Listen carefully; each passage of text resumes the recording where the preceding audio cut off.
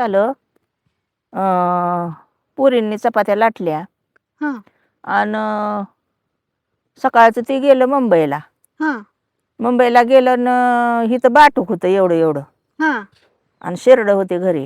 हां, आणि मी आणि सारिका आणि आका मोठी हां. आलो इकडं बाटूक न्यायला. बर. तिघी जणी आम्ही. हां. आणि आगे मग उठलं त्या तिथं लय मोठा ओढ होता. बर. आगे मग उठलं आणि तिथलं मोरचं रोगभाव त्या बांधाने गेलो वर पळत. हां, मग उठले म्हणून आणि आम्हाला माहितीच नाही.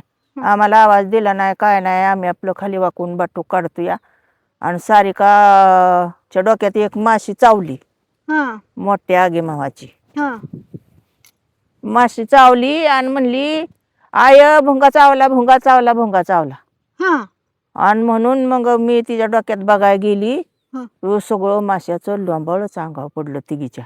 अरे बापरे! आणि तिघी चौघी पण होतो मला वाटतं, हिरा पण होती. हां.